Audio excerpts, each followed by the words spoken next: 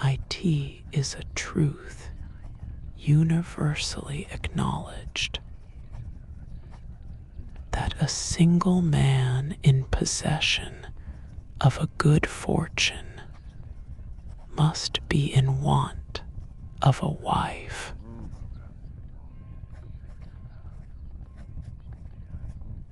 However little known the feelings or views of such a man may be on his first entering a neighborhood,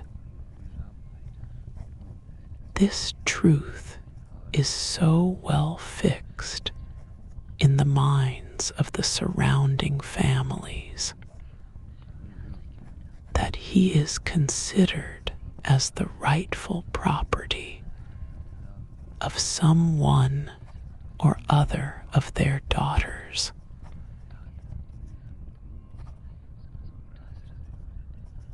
"My dear Mr. Bennet," said his lady to him one day, "have you heard that Netherfield Park is let at last?"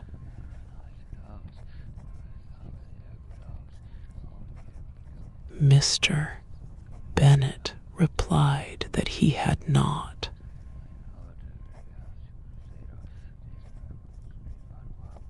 "But it is," returned she, "for Mrs. Long has just been here, and she told me all about it."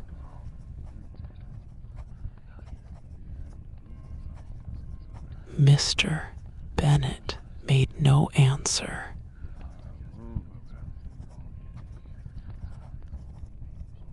"Do not you want to know who has taken it?"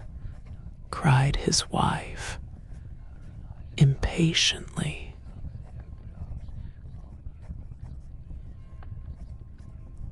"You want to tell me, and I have no objection to hearing it."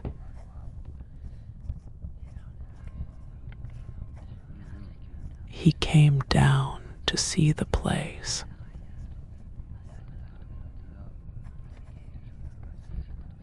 Copyright 1894 by George Allen.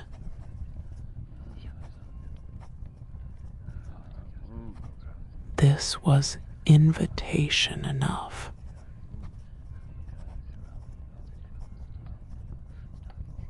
"Why, my dear, you must know, Mrs. Long says that Netherfield is taken by a young man of large fortune from the north of England, that he came down on Monday in a chaise and four to see the place, and was so much delighted with it that he agreed with Mr. Morris immediately that he is to take possession before Michaelmas, and some of his servants are to be in the house by the end of next week.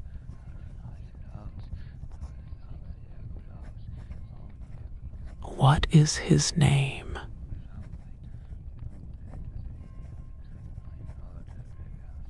"Bingley."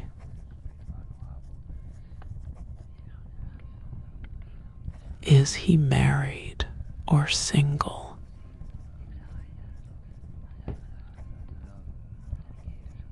"Oh, single, my dear, to be sure. A single man of large fortune, 4,000 or 5,000 a year. What a fine thing for our girls."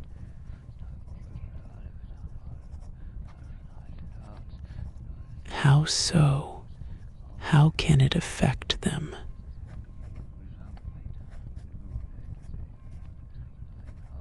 "My dear Mr. Bennet," replied his wife, "how can you be so tiresome? You must know that I am thinking of his marrying one of them.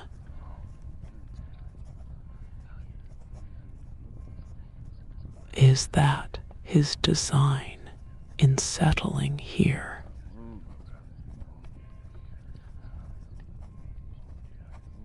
Design? Nonsense. How can you talk so? But it is very likely that he may fall in love with one of them, and therefore you must visit him as soon as he comes.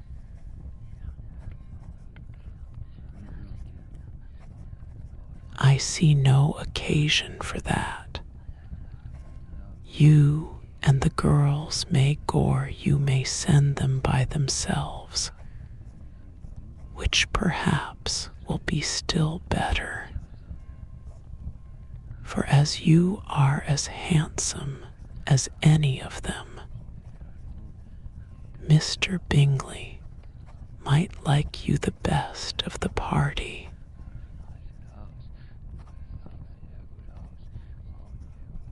My dear, you flatter me. I certainly have had my share of beauty, but I do not pretend to be anything extraordinary now. When a woman has 5 grown-up daughters, she ought to give over thinking of her own beauty.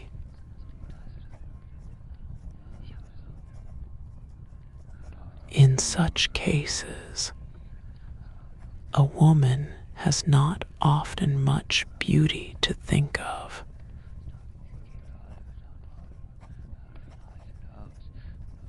But, my dear, you must indeed go and see Mr. Bingley when he comes into the neighborhood.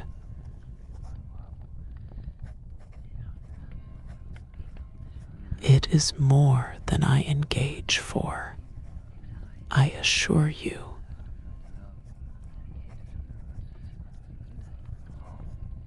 But consider your daughters. Only think what an establishment it would be for one of them. Sir William and Lady Lucas are determined to go, merely on that account, for in general, you know, they visit no newcomers. Indeed, you must go, for it will be impossible for us to visit him if you do not.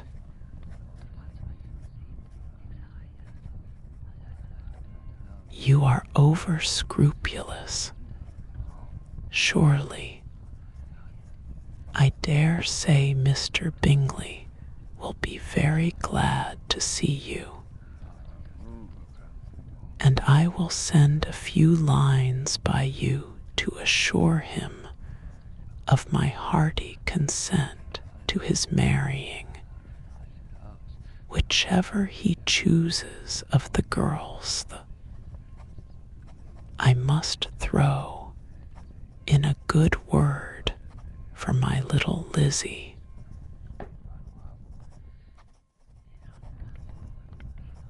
I desire you will do no such thing. Lizzie is not a bit better than the others, and I am sure she is not half so handsome as Jane, nor half so good-humored as Lydia. But you are always giving her the preference.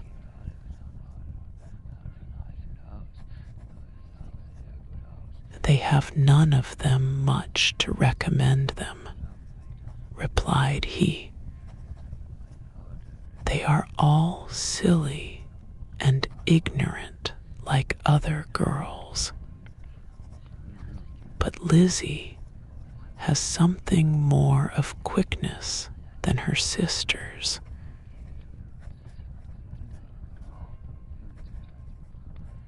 Mr. Bennet, how can you abuse your own children in such a way? You take delight in vexing me. You have no compassion on my poor nerves.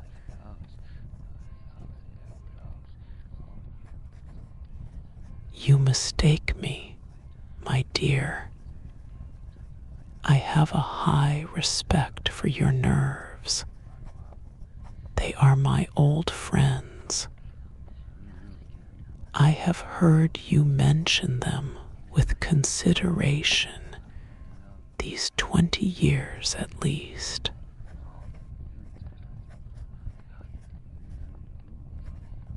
Ah, you do not know what I suffer.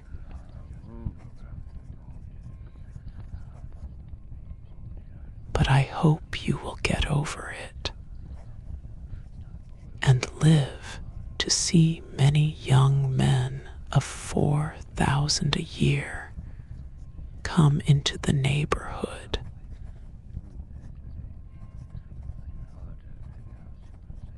It will be no use to us if 20 such should come, since you will not visit them.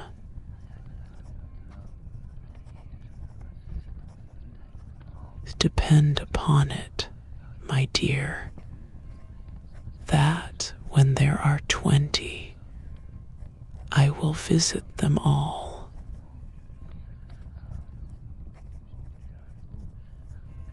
Mr. Bennet was so odd a mixture of quick parts, sarcastic humor, reserve, and caprice, that the experience of 23 years had been insufficient to make his wife understand his character.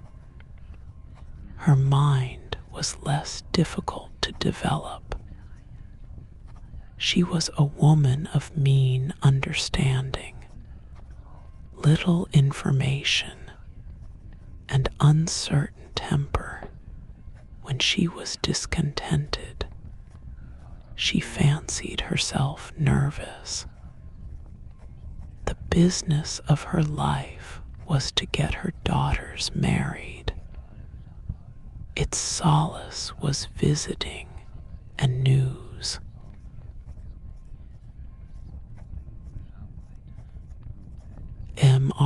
M.R.S. Bennet.